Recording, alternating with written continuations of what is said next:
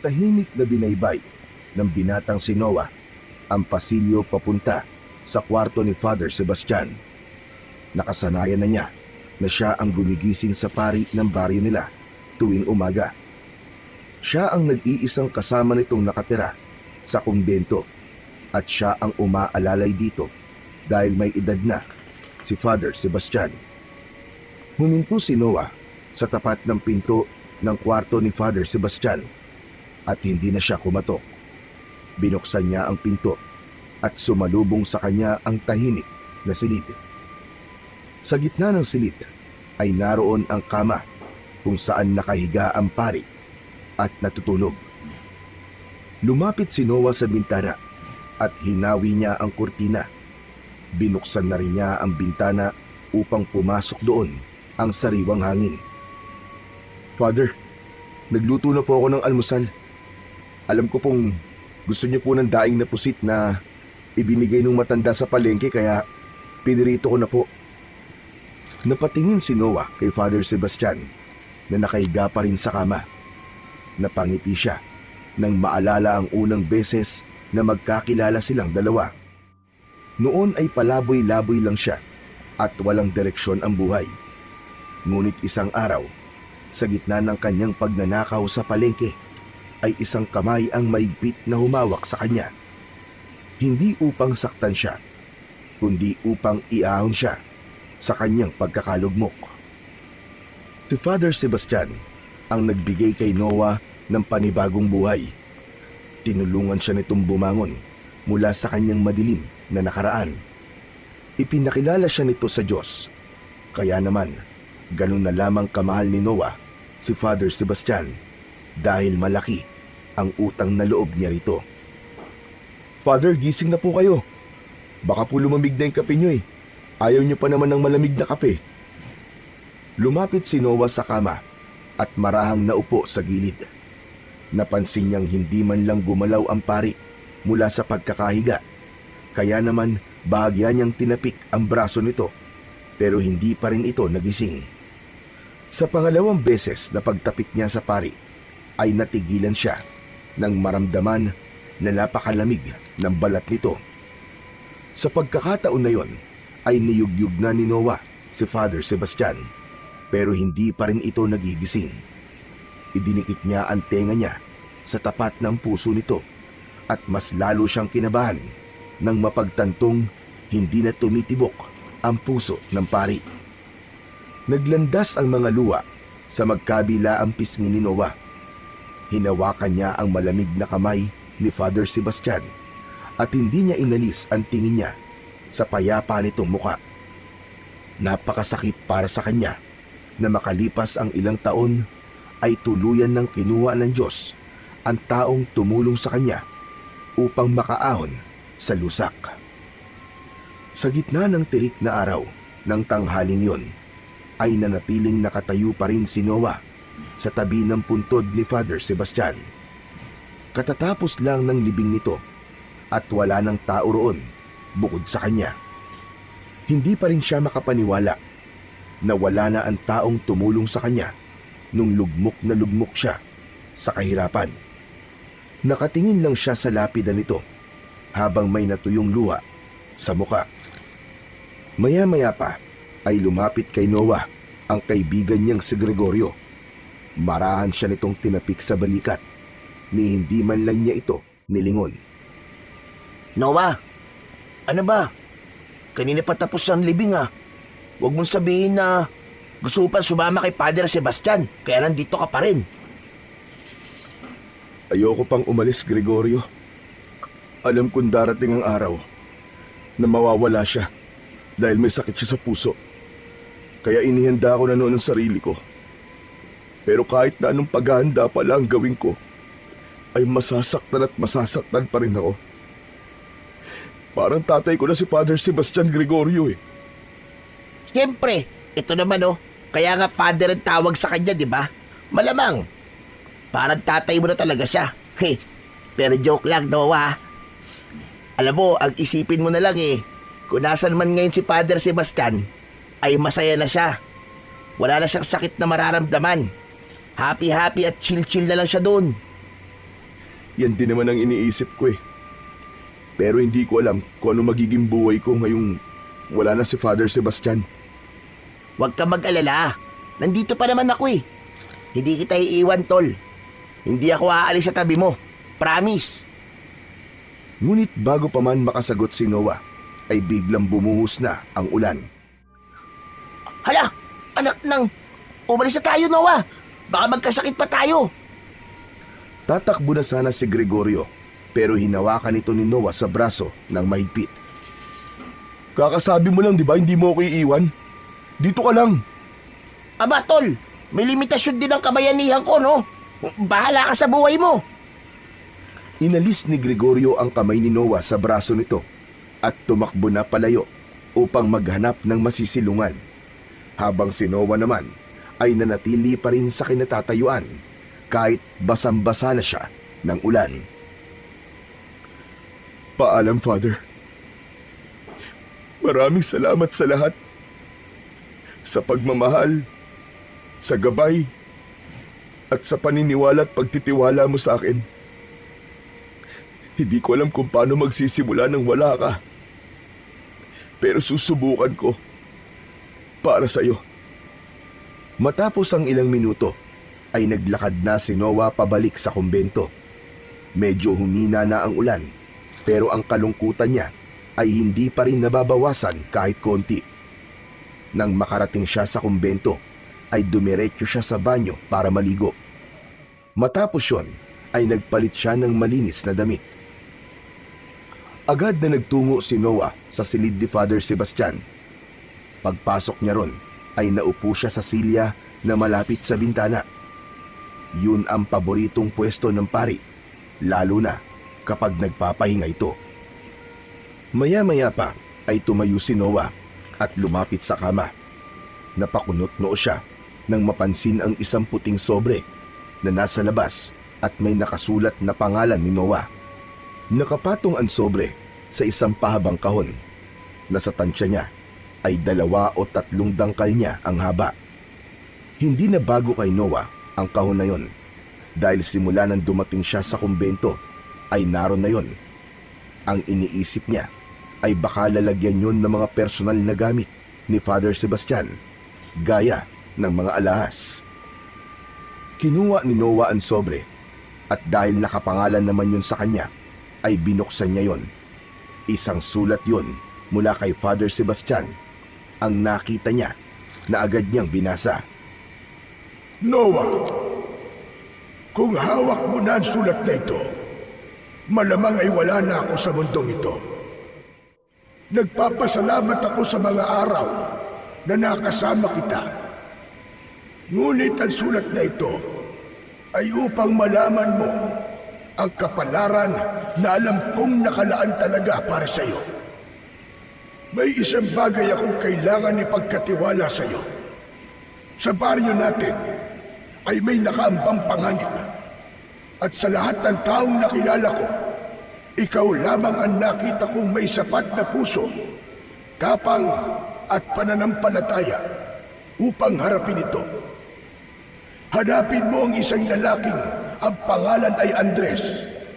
Siya ay naniniraan sa gitna ng kagubatan sa kanlurang bahagi ng ating baryo. Dalhin mo sa kanya ang kahon na pinatungan na sulat na ito. Siya na ang bahalang magpaliwanag sa iyo ng lahat. Huwag kang matakot, Noah. Hindi kita iiwan. Sa bawat hakbang mo ay nasa tabi mo lang ako. Napatitig si Noah sa kahon. Kinuha niya yon, pero hindi niya mabuksan dahil nakakandado. Binuhat niya ang kahon at napangiwi siya dahil meron yung kabigatan. Ano kayang laman ito? Saka, ano kayang tungkulin na sinasabi ni Father Sebastian? Maraming tanong ang gumulo sa isipan ni Noah matapos basahin ang sulat na hawak niya. Ganun pa man, alam niya na hindi siya ipapahamak ni Father Sebastian, kaya nagdesisyon siya na gawin ang nais nitong gawin niya.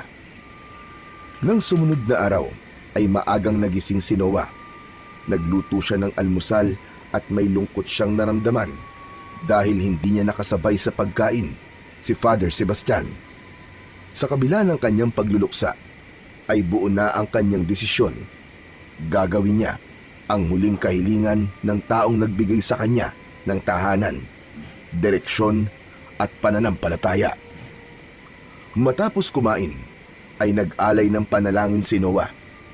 Pagkatapos magdasal, ay nilagyan niya ng lubid ang kahon at ginawan niya yon ng paraan para maisukbit sa kanyang likod upang hindi siya ganong mahirapan sa pagdadala nun. Lumabas si Noah ng kumbento habang nagsisimula pa lamang magliwanag ang paligid. Habang naglalakad papunta sa gubat, ay nakasalubong niya ang kaibigan niyang si Gregorio.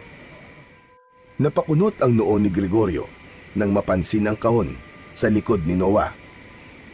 Aba, Noah, malayo pa ang mahal na araw pero nagpipinitensya ka na kagad. Anong pilitensya sinasabi mo? May kailangan lang akong gawin sa gubat kaya dala ko tong kahon na iniwan sa akin ni Father Sebastian.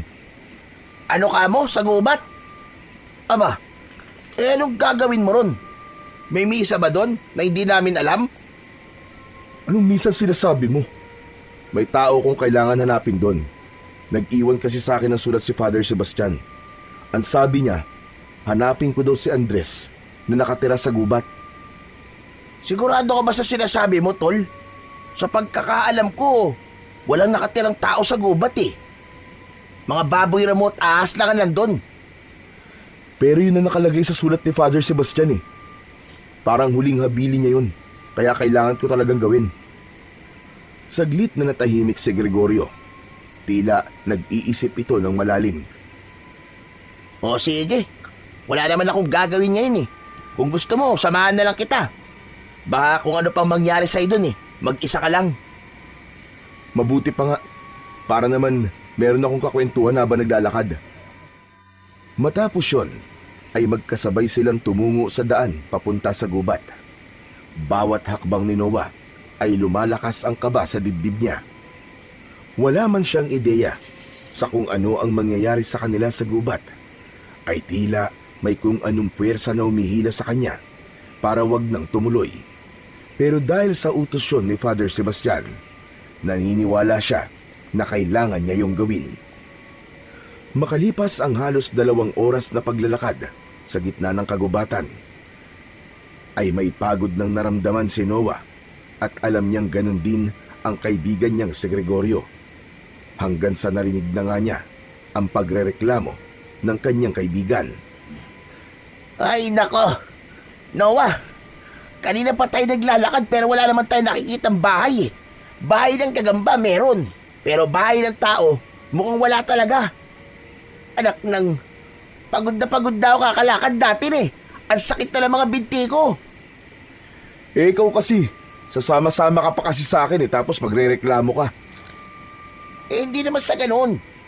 Pero hindi ko inaasahang mapapagod tayo ng ganito Wala bang mapang ibinigay sa'yo si Father? Wala Kung meron, edi sana kanina ko pa ginamit.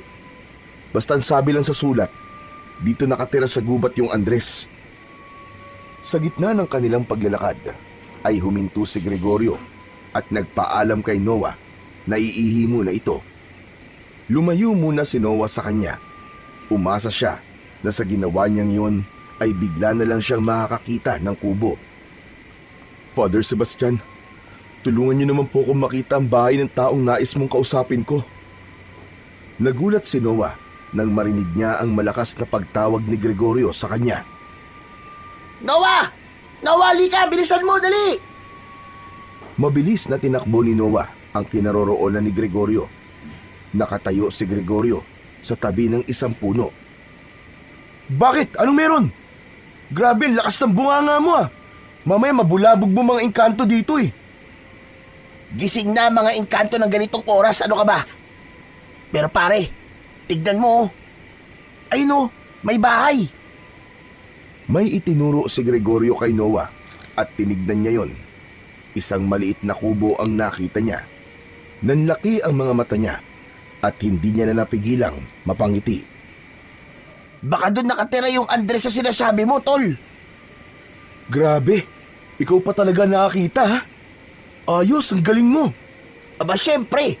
May silbi din ako paminsan-minsan, no? Napangiti si Noah at tumango. Sa wakas, tila may patutunguhan na ang kanilang paglalakad sa gubat. Ipinagdasal niya na sana ayun na nga ang bahay ng Andres na hinahanap niya. Hindi na nag-aksaya pa ng sandali ang magkaibigan at naglakad na sila palapit sa kubong nakita ni Gregorio. Maya-maya pa ay huminto na sila sa harapan ng kubo. Medyo sira na ang ilang bahagi nun. Ang dingding ay pinagtagpi-tagping daw ng anahaw na natuyo na. Tao po! Tao po! Patawad ko kung nakaabala kami. May tao po ba riyan? Ilang saglit ng katahimikan ang namayani hanggang sa biglang bumukas ang pinto. Nagulat si Noah nang mula roon ay lumabas ang isang matandang lalaki. Matangkad ito at may matikas na tindig sa kabila ng edad nito. Meron itong mahaba at puting balbas at sa isang kamay nito ay may hawak itong matalim na itak. Sino kayo? Ano ginagawa niyo rito? Halos mapatalon si Gregorio sa gulat at agad itong nagtago sa likod ni Noah. Noah, tol! Si Andres Bonifacio yata yan eh. Tignan mo, atapang ang tao. Naku, tol, umuwi na tayo. Baka tagain tayo niyan. Tumigil ka nga, Gregorio. Ang ingay mo. Sandali lang po Tatang, huwag po kayo magalit. Hindi po kami masasamang tao. Gusto ko lang pong itanong kung kayo po ba si Mang Andres. Napakunot ang noo ng matanda at muling itinaas ng bahagya ang itak. Bakit mo alam ang pangalan ko? Sino ka ba talaga? Ako po si Noah at ito naman pong kasama ko ay si Gregorio. Pinapunta po ko rito ni Father Sebastian. May iniwan po siyang sulat para sa akin. Nandito po yung kahon na sabi niya ay dalhin ko po sa inyo. Matapos mabanggit ni Noah ang pangalan ni Father Sebastian, ay napansin niyang biglang nagbago ang ekspresyon ng matanda. Mula sa pagiging matapang at handang lumaban, ay unti-unting lumambot ang mga mata nito. Ibinaba nito ang hawak na itak. Napansin din niya ang bumalot na lungkot sa muka ng matandang lalaki. Maya-maya pa ay umangat ang muka nito at diretsong tumingin kay Noah. Halina kayo. Pumasok kayo. Marami tayong dapat na pag-usapan. Tumalikod na si Mang Andres at nauna itong pumasok sa kubo. Walang alinlangan na humakbang si Noah pero bigla siyang hinawakan ni Gregorio sa braso. Nang tumingin siya sa kanyang kaibigan, ay umiiling ito at bakas sa muka ang takot. Tol, talaga bang papasok tayo dyan? Kanina lang muntik na tayong tagain ng matandang yun eh. Baka mamaya, tol, sa loob niya ituloy ang pagtaga sa atin. Ayoko maging pork chop. Ang OA mo naman. Hindi naman niya tayo tatagain eh. Nagulat lang siguro siya sa pagdating natin. Nagulat? May itak sa kamay, nagulat? Aba, gano'n na ba nagugulat ngayon? Alam mo, kung natatakot ka, di dito ka na lang sa labas. Pero ako, papasok ako. Mabilis ang naging hakbang ni Noah at hindi na siya lumingon pa. May tiwala siya sa sulat at huling kahilingan ng paring naging ama-amahan niya. Sa kanyang puso ay nararamdaman niyang ang lahat ng ito ay may dahilan. Hindi na rin nakatiis si Gregorio at sumunod na rin ito sa kanya. Pagpasok nila sa loob ng kubo ay nakita nila ang mga lumang kasangkapan doon. May isang maliit na altar sa isang sulok ng kubo, habang si Mang Andres naman ay nakaupo sa sahig na kawayan. Sige na, maupo na muna kayo. Malayo ang nilakad nyo. Wala akong maiahain sa inyo. Pero kung tubig ang kailangan nyo, ay meron ako dito. Ayos lang po, Mang Andres. Hindi po kami nagpunta rito para kumain. Ang gusto ko lang po ay malaman po kung ano po ba talaga ang dahilan kung bakit pinapunta po ako rito ni Father Sebastian. Ibinaba ni Noah ang kahon mula sa kanyang likod at marahang inilapag yon sa gitna nila. Napatingin si Mang Andres sa kahon. Isang saglit ng katahimikan ang lumipas bago ito muling nagsalita. Ibig sabihin, ay patay na pala si Father Sebastian. Alam niyo na po, may nakarating po bang balita sa inyo? Hanep, grabe na talaga ang chismis ngayon, no? Kahit sa gitna ng kagubatan, nakakarating na. May pa-broadcast na ba mga hayop dito? Hindi. Walang dumating na balita sa akin. Pero nasabihin mong pinapunta ka rito ni Sebastian, ay alam ko na dahil yon ang usapan namin. Usapan? Ano pong usapan? Bata pa lang kami, ay magkaibigan na kami ni Sebastian. Magkasangga kami sa pakikipaglaban sa mga aswang noon. Pero magkaiba kami ng kakayahan kung saan kami magaling. Si Sebastian ay mahusay sa mano-manong pakikipaglaban. Ako naman ay sa anting-anting at mutya eksperto. Hindi ko alam na si Father Sebastian pala isang manunugis ng aswang. Pero ang kahon po, ano po bang laman yan? Hindi sumagot si Mang Andres. Sa halip, dahan-dahan itong tumayo at naglakad papunta sa sulok ng kubo. May kinuha itong maliit na kahon na yari sa kahoy. Nang bumalik ito, ay binuksan ito ang kahon at tumambad sa kanila ang isang susi. Inabot ni Mang Andres ang susi kay Noah. Agad naman niya yung tinanggap at matamang tinignan. Hindi niya na kailangan pang magtanong kung para saan ang susing yon.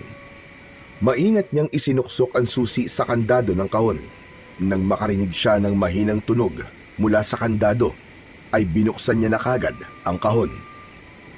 Napasinghap si Noah nang makita nila ang laman ng kahon. Nasa loob nun ang isang mahabang krusipiho o crucifix na kulay ginto. Halos 2 dangkal ang haba ng crucifix at napakakintab nito. Kung ganyan pala, pinamanahan ka ni Father Sebastian ng gintong krusipiho. Aba, ayos, Noah. Mayamang ka na kapag nabenta mo yan.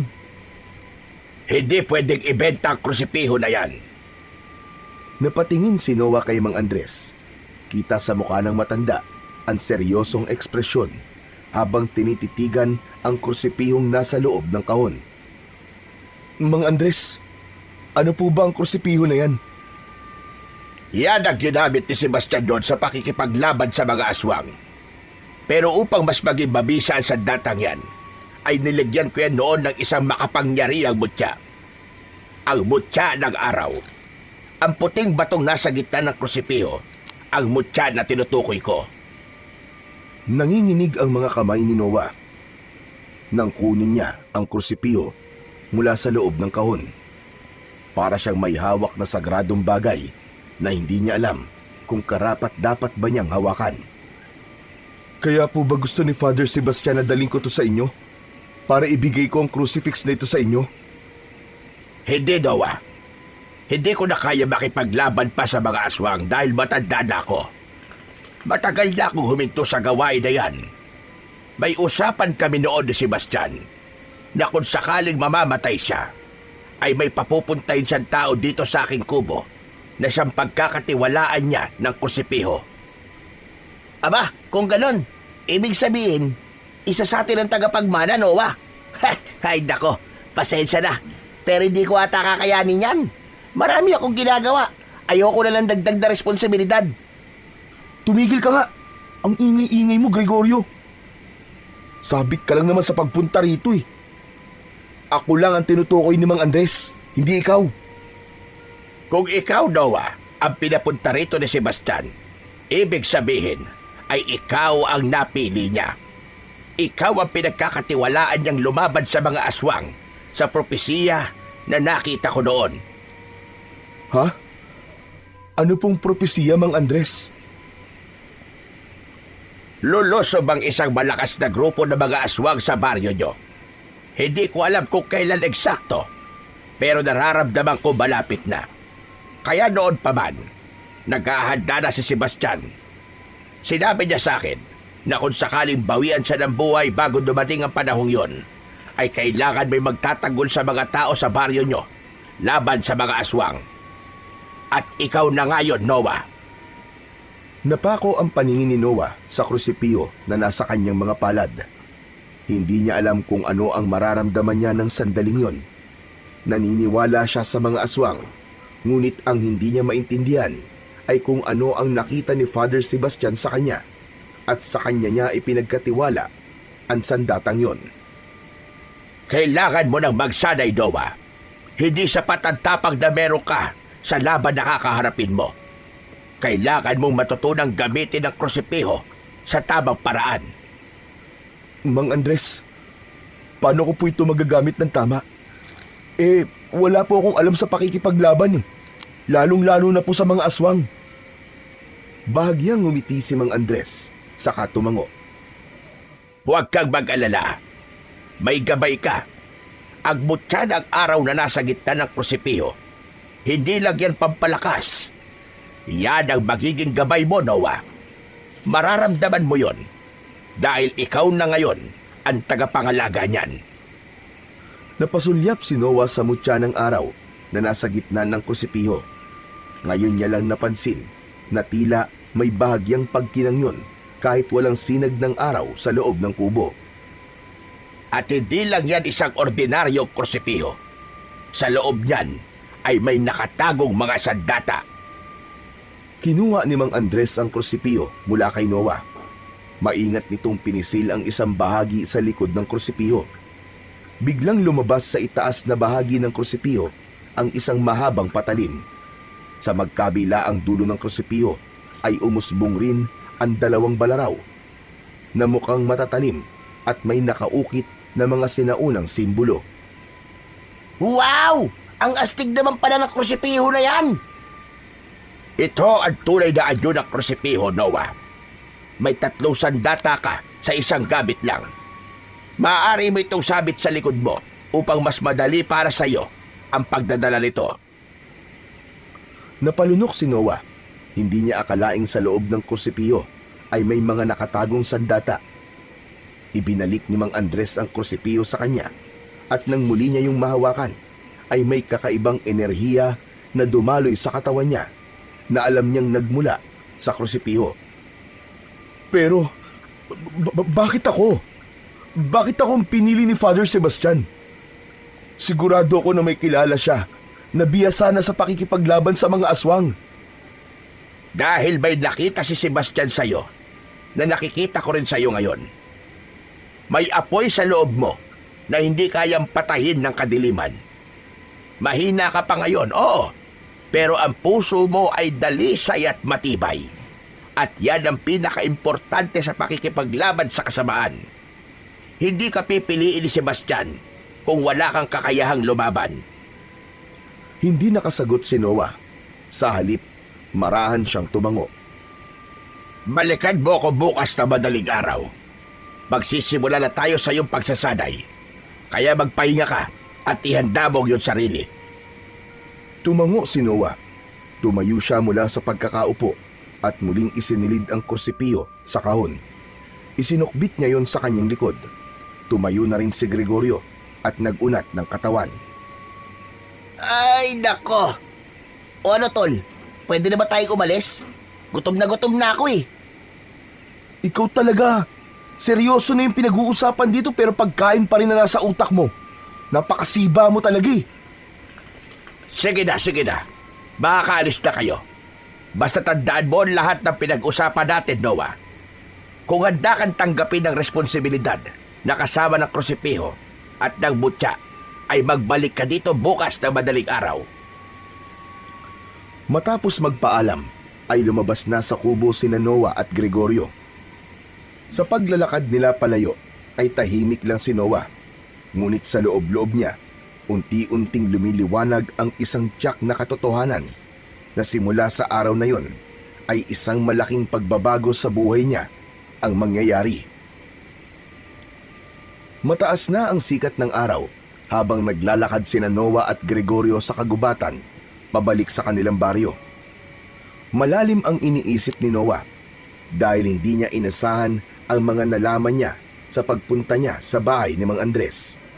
Hanggang sa sandaling yon ay hindi pa rin siya makapaniwala na minsang naging manunugis ng aswang si Father Sebastian. Sa tagal nilang magkasama, kahit isang beses ay wala itong nabanggit sa kanya tungkol sa bagay na yon. O paano ba yan? Tagapagtanggol ka na pala ngayon, pare. Noah the Aswang Slayer. Ha! Ang astig ah! Hindi ko naman to pinangarap eh. Pero kung ito ang iniwan ni Father Sebastian para sa akin, tatanggapin ko. Siguro ito talaga ang gusto niya. Talagang mahal na mahal niya ang baryo natin. Kasi kahit wala na siya, ay gusto niya pa rin merong magbabantay dito laban sa mga kampo ng kadiliman. Hindi. Gusto lang niya ng libreng security guard para sa baryo natin. Oy, joke lang ha. Napailing si Noah, pero hindi niya napigilang matawa ng mahina. Loko ka talaga. Pero seryoso, tol. Iba yung naramdaman ko kanina habang hawak ko yung krusipiho. Para bang nasa tabi ko lang si Father Sebastian. Parang ginagabayan pa rin niya ako kahit wala na siya. Nung una, gusto ko lang malaman kung bakit niya ako pinapapunta kay Mang Andres. Hindi ko akalain na isang responsibilidad pala ang ibibigay niya sa akin. Kung ako yan, siguro hindi ko tatanggapin. Pupunta na lang ako sa puntod ni Father Sebastian at sasabihin ko sa kanya na, Father Sebastian, pasensya na. Wala sa job description ko yan eh. Tahimik silang nagpatuloy sa paglalakad. Sa bawat hakbang ni Noah ay mas lalong sumisiksik sa isip niya ang mga maaaring mangyari sa mga susunod na araw. Makalipas ang ilang oras ay nakalabas na sina Noah at Gregorio ng gubat. Nang makarating na si Gregorio sa tapat ng bahay nito, ay huminto muna sila. Oh, dito na muna ako ah. Paniguradong galit na naman si nanay sa akin. Ilang oras din akong wala sa bahay. Sige tol, salamat sa pagsama sa akin. O ikaw, uwi ka na rin ba? Hindi pa, dadaan muna ako ng sementeryo. Gusto ko lang makausap si Father Sebastian. O sige, ingat ka tol ah. Sabihin mo na lang sa akin kung sasagot si Father Sebastian sa'yo. Sira ulo ka talaga. Sige na, pumasok ka na nga sa bahay nyo, tapos uminom ka ng gamot. Anong gamot? Eh wala naman akong sakit ah. Meron, sakit sa utak. Kumaway muna si Gregorio kay Noah bago pumasok sa bahay nito. Habang si Noah naman ay naglakad na patungo sa sementeryo na may ngiti sa muka. Hindi ganun kalayo ang sementeryo sa baryo ni Noah, kaya mabilis siyang nakarating doon. Huminto siya sa tapat ng lapida ni Father Sebastian. Tahimik na naupo si Noah sa gilid ng lapida at tinignan niya yon habang may luwang nagbabadya sa gilid ng kanyang mga mata. Father, hindi ko po alam kung bakit po ako ang pinili niyo. Pero kung ito po ang gusto niyong gawin ko ay tatanggapin ko po. Ang dami kong tanong, Father. Kung kaya ko ba ang responsibilidad na ito? Paano kung mabigo ako? Ang pinanghahawakan ko na lang po ngayon ay ang tiwala niyo sa akin. Kung naniniwala po kayo sa akin, naisip ko na kailangan ko ring maniwala sa sarili ko. Salamat, Father. Salamat sa tiwala. Sisikapin ko na hindi ko kayo mabibigo. Matapos yon, ay tumango na si Noah at naglakad palayo. Isang malalim na paghinga ang pinakawalan niya habang may matinding kaba na unti-unting bumabangon sa kanyang dibdib. Nang makarating si Noah sa kwarto niya sa kumbento, ay isinarado niya kagad ang pinto. Umupo siya sa kama at inilapag doon ang kahon kung saan nakalagay ang krusipiho. Binuksan niya yon at hinaplos niya ang krusipihong naroon. Maya-maya pa ay kinuha niya yon at tinignan ng mabuti. Napatitig siya ron ng matagal at umalingaw-ngaw sa loob ng kanyang isipan ang lahat ng sinabi sa kanya ni Mang Andres.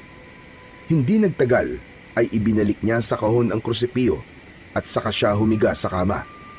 Dahil sa labis na pagod ay mabilis siyang nakatulog. Sa pagtulog ni Noah ay dinalaw siya ng isang panaginip. Nasa gitna siya ng isang masukal na kagubatan hanggang sa pumunit sa katahimikan ng gabi ang isang malakas na sigaw mula sa isang babae. Tulungan mo ako! Tulungan mo ako, Noah! Napalingon si Noah doon at nakita niya ang isang babae na kinakaladkad palayo ng isang napakalaking aswang. Tumakbo si Noah upang iligtas ang babae. Tumingin ang babae sa kanya at nakita niya ang napakaganda nitong muka. Sa mga mata nito ay nabanaag niya ang takot at pagmamakaawa na iligtas niya ito. Napabalikwas si Noah sa pagkakahiga. Nagising siya na habol ang kanyang paghinga. Pawis na pawis ang kanyang noo at ramdam niya ang matinding kaba sa kanyang dibdib. Napagtanto ni Noah na maaari na isang pangitain ang panaginip na yon, na malapit na talagang mangyari ang propesiyang sinabi sa kanya ni Mang Andres. Madaling araw pa lang ay gising na si Noah. Wala pang liwanag ng araw na sumisilip sa kalangitan, ngunit nakahanda na siya. Umalis siya sa kumbento na dala ang krusipiyo na nasa kahon. Pagdating niya sa kagubatan ay mas naramdaman niya ang lamig. Buo ang desisyon na magsanay sa tulong ni Mang Andres para sa nalalapit na pagdating ng mga aswang sa baryo nila. Nang marating ni Noah ang harapan ng kubo ni Mang Andres, ay nagulat siya nang makita niya si Gregorio roon na may hawak na tinapay sa isang kamay at tasa ng kape sa kabila. Ngumiti ito ng malaki at tumango sa kanya. "Hoy! Anong ginagawa mo rito?" Good morning, tol. Malamang, gusto kong makita kung paano ka turuan ni Mang Andres, no? Malay mo, matuto rin ako kahit papano. Grabe ka! Nauna ka pa talaga sa akin dito. Parang ikaw ang magsasanay ah. Alam mo naman na nakasupport ako palagi sa'yo, di ba? Malay mo, magiging sidekick mo ko. Karamihan sa mga superhero dapat may sidekick. Siyempre, wala nang ibang pwedeng maging sidekick mo kundi ako na best friend mo. Akala ko ba, hindi ka handa sa responsibilidad? Yung responsibilidad lang na kagaya ng sayo ang hindi ko kaya. Bago pa makasagot si Noah, ay bumukas ang pinto ng kubo at lumabas si Mang Andres. Nandito ka na pala, Noah. Masaya ako na narito ka. Ngayon ay sisimulan na natin ang pagsasanay mo. Huwag kang mag-alala. Hindi kita pababayaan. Handa ka na ba? Handa na po ako, Mang Andres. Buong-buo na rin po ang loob ko na tanggapin ang tungkulin na ipinagkatiwala sa akin ni Father Sebastian. Gagawin ko po ito bilang pag-alala sa kanya. Tumango si Mang Andres. Saka nito sinabi na sa likod ng kubo nito nila gagawin ang pagsasanay dahil mas malaki ang espasyo doon. Nagpatiuna na ito sa pagpunta roon, habang si Noah at Gregorio ay sandaling nagkatinginan at saka sumunod sa matandang lalaki. Agad na sinimulan ni Noah ang pagsasanay sa paggamit ng krusipiho sa tulong ni Mang Andres. Napansin niya na nung una ay mabigat ang krusipiho, pero nang sandaling yon ay naging magaan na yon. Ayon kay Mang Andres ay magandang senyalis yon dahil ibig sabihin ay tinanggap na talaga siya ng krusipiho at ng mutya bilang bagong tagapangalaga nito. Detalyado na itinuro sa kanya ni Mang Andres kung paano palabasin mula sa krusipiho ang dalawang balaraw sa magkabila ang dulo nito at ang mas mahabang patalim na nakatago sa mas mahabang katawan ng krusipiho. Sinasanay niya ang kanyang mga kamay na hawakan ang mga yon na parang bahagi na yon ng kanyang katawan. Habang ginagabayan siya ni Mang Andres sa wastong galaw, pagsalakay, pagdepensa at pag-iwas, ay nakaupo naman sa isang tabi si Gregorio na tahimik na nanonood lamang sa kanila. Nang sandaling yon, ay labis na sineryoso ni Noah ang pagsasanay nila ni Mang Andres, lalo na't nakasalalay sa kanya ang kaligtasan ng mga tao sa baryo nila. Iniiwasan niya na saka siya maghahanda kapag nasa harapan na nila ang panganib. Para sa kanya, mas mabuti na ang maging handa bago pa dumating ang unos. Matapos ang ilang oras na pagsasanay, ay halos bumigay na ang mga tuhod ni Noah sa pagod. Humihingal pa siya habang nakaupo sa lupa. Ang kamay niya ay nanginginig pa habang dahan-dahang ibinabalik ang mga patalim sa krusipiho. Sa di kalayuan, si Gregorio naman ay nakahiga sa damuhan habang may nakatakip na sombrero sa muka.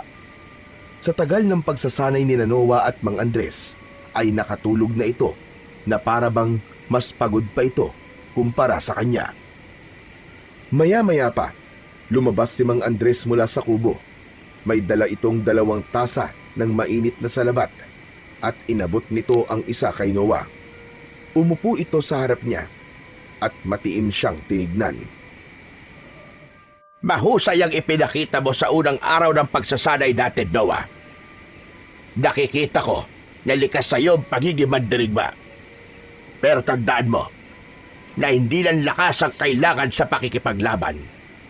Kailangan mo rin pag-aralan kung kailan ka lalaban at kailan ka atras. Mas lalong delikado kung puro tapang lang ang gagamitin mo. Dapat alam mo kung kailan ka dapat umatras. Walang karuwagan sa pag-atras. Ang importante ay hindi ka susuko na ipaglaban ang pinaglalaban mo. Maraming salamat po, Mang Andres. Napakalaki po talaga ng tulong niyo sa akin. Tatandaan ko po lahat ng itinuro at mga sinasabi niyo sa akin. Huwag ka muna magpasalamat sa akin, Noah. Nagsisimula pa lamang tayo. Marami ka pang dapat pagdaanan. Naiintindihan ko po. Tumango si Mang Andres, saka tumayo. Bumalik ka rito kahit na anong araw at oras na nais mong magsanay. Pero mas makabubuti na magsanay ka rin ng ikaw lang kung hindi ka makakapunta rito. Isang mahinang tango ang itinugon ni Noah sa sinabing yun ni Mang Andres. Nang sandaling yon ay mas lalong lumakas ang kaba niya. Nararamdaman niya na nalalapit na talaga ang araw kung saan kakailanganin niya nang gamitin ang krusipiyo at ang mutya sa tunay na pakikipaglaban. Sa mga sumunod na araw ay nagpatuloy si Noah sa kanyang matinding pagsasanay sa tulong ni Mang Andres. Kapag hindi siya nakakapunta sa kubo ni Mang Andres, ay hindi niya sinasayang ang kanyang oras. Mag-isa siyang nagsasanay sa isang bakanting lupa sa likod ng kumbento. Dumating na rin ang bagong pari sa baryo na si Father Luis. Gaya ni Father Sebastian ay mabait din ito. Nang malaman ito na noon pa man ay sa kumbento na nakatira si Noah, ay hinayaan pa rin niya ito na manatili siya roon. Isang gabing matapos mag-ensayo si Noah sa likod ng kumbento, ay naglakad na siya sa gilid ng simbahan upang pumasok. Napahinto siya nang may natanaw siyang figura sa may harap ng simbahan. Isang babae ang nakatayo roon, na waring nakatitig sa pintuan ng simbahan. Nakaitim ito, mahaba ang buhok at animoy may hinahanap. Tila may kung anong humila sa kanya para lapitan ang babae. Habang papalapit si Noah sa babae, ay napakunot ang noo niya. Pamilyar ang mukha nito na parang nakita niya na ito pero hindi niya matukoy kung saan o kailan. May dalang traveling bag ang babae kaya nahinuha niya na galing pa ito sa ibang lugar o baryo. Miss, pasensya na. Gusto mo bang pumasok sa simbahan?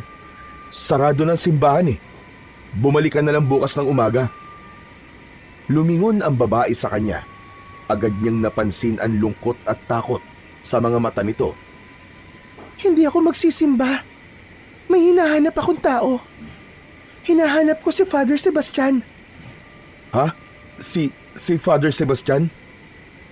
Pasensya na, miss. Hindi mo ba alam na patay na siya? Halos 1 buwan na rin ang nakakaraan. Mas lalong nalungkot ang babae sa narinig. Hindi ito nakapagsalita na para bang tinatansya nito kung nagsasabi ba ng totoo o hindi ang kaharap. Miss, sandali lang. Ano ba talaga ang kailangan mo kay Father Sebastian? Si Father Sebastian lang ang gusto kong makausap. Siya ang dahilan kung bakit ako nandito. Pero kung patay na siya, aalis na lang ako. Patalikod na sana ang babae nang bigla itong natigilan. Napansin ni Noah na nakatingin ito sa krusipiho na hawak niya. Bakas sa mukha ng babae ang pagtataka at gulat.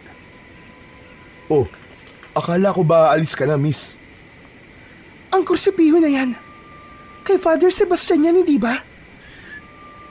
Paano mo nalaman? Sagutin mo ang tanong ko. Bakit nasa iyo ang kursipiho na yan? Ipinagkatiwala sa akin to ni Father Sebastian. Sino ka ba talaga? Ako nga pala si Clara. Kung ganun, ay ikaw na pala ang bagong tagapangalaga ng kursipiho at ang mutya ng araw. Napamaang si Noah. Napatingin siya sa kursipihong nasa kamay niya. Saka muling tumingin kay Clara. Noah. Noah ang pangalan ko. Pero, paano mo nalaman to? Bakit alam mo ang tungkol sa kursipiho at sa mutya ng araw? Hindi sumagot si Clara. Tinitigan lang nito si Noah ng diretso na parang may gusto itong sabihin. Ano? Tititigan mo na lang ba ako o sasagot ka? Kailangan ko si Father Sebastian dahil siya lang ang may kakayahan na magprotekta sa akin mula kina Lauro at sa mga alagad niyang aswang. Anong ibig mong sabihin? Hindi kita maintindihan, miss. Bago mamatay ang lolo ko, sinabi niya sa akin na hanapin ko raw si Father Sebastian. Siya raw ang may hawak ng kursipiho at ang mutya ng araw. Siya lang daw ang makakatulong sa akin para hindi ako makuha ni na Lauro. Pero bakit kailangan kanyang protektahan? Bakit ikaw? At sino si Lauro? Hindi pa man nasasagot ni Clara ang tanong na yon ni Noah, ay bigla siyang may narinig na mahinang kaluskos mula kung saan. Pareho silang natigilan at sabay na napalingon sa pinanggalingan ng tunog. Napahawak si Noah sa hawakang parte ng kursipiho habang nakikiramdam. Nilakasan niya ang kanyang pakiramdam at naging alerto siya. Iba ang pakiramdam niya sa paligid. Parang may kung anong panganib ang nakaamba sa kanila ng mga oras na yon. Hanggang sa lumitaw sa kadiliman ang dalawang aswang. Naglalaway ang mga yon at nanlilisik ang mga mata. Umaangil ang dalawa na parang mababangis na hayop na handang umatake. Mabagal na naglakad ang mga aswang papalapit kina Noah at Clara. Napaatras si Clara at agad na nagtago sa likod ni Noah. Takot na takot itong napakapit ng maigpit sa damit niya. Noah, tulungan mo ko. Huwag mo akong hayaan makuha nila. Parang awa mo na. Huminga ng malalim si Noah at hinarap ang dalawang aswang. Pakiusap! Umalis na kayo! Huwag na kayo magsimula ng gulo dito! Anong ginagawa mo? Hindi uubra ang pakikipag-usap mo sa kanila. Kahit anong pakiusap mo, hindi aalis sa mga yan. Gamitin mo ang kursipiho at ang mutya ng araw para labanan ng mga yan. Napatingin si Noah sa kursipihong hawak niya. Nanumbalik sa kanya ang mga araw ng pagsasanay niya at ang mga tagubilin ni Mang Andres. Huminga siya ng malalim, saka sinabit ang kursipiho sa kanyang likod. Mabilis niyang inilabas mula roon ang dalawang balaraw na nakatago sa magkabilaang dulo ng kursipiho. Matapang na tumayo si Noah habang hawak ang mga sandata. Napakabilis ng tibok ng puso niya. Hindi dahil sa takot, kundi dahil sa pagkasabik, sapagkat sa wakas ay magagamit na niya ang mga ginawa niya sa pagsasanay sa unang pagkakataon. Sa isang iglap, sabay na sumugod ang dalawang aswang sa kanya.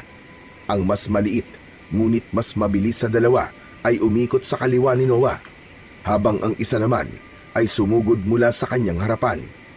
Hinigpitan ni Noah ang hawak sa kanyang dalawang balaraw. Umatake ang aswang na nasa kanyang harapan. Mabilis na umiwas si Noah, habang si Clara naman ay tumakbo sa may pinto ng simbahan at sumiksik doon. Inundayan ni Noah ng saksak ang unang aswang. Umiwas ito, pero nadaplisan ito ng talim ng balaraw sa tagiliran. Sumigaw ang aswang na akala mo ay isa itong kinakatay na baboy. Sunod namang umatake ang isa pang aswang mula sa likuran ni Noah. Naramdaman ni Noah ang presensya nito, kaya dumapa siya at gumulong sa lupa. Nang dumaan sa harapan niya ang aswang, ay hiniwa niya ang binti nito. Natumba ito at nagpagulong-gulong, pero agad din itong tumayo. Ang isa namang aswang ay galit na tumalon papunta kay Noah. Ngunit Handa si Noah. Sinalubong niya ang aswang at sinaksak niya ito gamit ang dalawang balaraw, isa sa dibdib at isa sa tiyan. Nang bumagsak sa lupa ang katawan ng aswang, ay nagsimulang mangitim ang balat nito. Nagulat si Noah nang biglang nagliyab ang katawan ng aswang hanggang sa naging abuyon. Muling umatake kay Noah ang natitirang aswang. Nagpalitan sila ng pag-atake, pero madaling naiwasan ni Noah ang lahat ng pag-atake ng aswang sa kanya, hanggang sa nagtagumpay siyang masaksak sa dibdib ang aswang, at gaya ng naunang aswang ay nasunog ito at naging abo. Matapos mapatay ang dalawang aswang, ay habol ni Noah ang kanyang paghinga. Hindi siya makapaniwala na nagawa niyang makapatay ng dalawang aswang. Ibinalik niya ang dalawang balaraw sa krusipiyo at naglakad siya papunta kay Clara. Inilahad niya ang kamay niya at tinanggap naman yun ng dalaga. Tinulungan niya itong makatayo. "Ligtas ka na, Clara. Wala ka nang dapat ikatakot." Salamat, Noah. Oo, sa ngayon ligtas ako. Tayo. Pero marami pang darating, Noah. Hindi lang dalawa, kundi marami. Marami kang kailangang ipaliwanag sa akin, Clara. Siguro naman ay karapatang kumalaman ng lahat ngayong iniligtas kita. Tahimik na tumango si Clara. Walang pagtutol sa mukha nito. Naglakad si Noah papunta sa kwarto niya sa kumbento. Naramdaman niyang nakasunod sa kanya si Clara. Pagdating sa loob ng kumbento, ay agad na pumasok si Noah sa kanyang silid. Nang makapasok doon si Clara, ay isinarado niya ang pinto. Pinaupo niya si Clara habang siya naman ay nakatayo sa harapan nito. "Ngayon, Clara, sabihin mo sa akin ang totoo. Bakit ka hinahanap ng mga aswang? Anong kailangan nila sa'yo?" Gusto kong kunin ni Lauro para gawing palayan niya. Hindi ko alam kung bakit ako napili niya. Namatay na lang ang lolo ko sa pagprotekta sa akin. At ilang araw bago siya napatay ni Lauro, ay sinabi niya na hanapin ko si Father Sebastian dahil siya lang ang may kakayahan protektahan ako. Pero dahil wala na pala siya, ay sa'yo na ako hihingi ng tulong.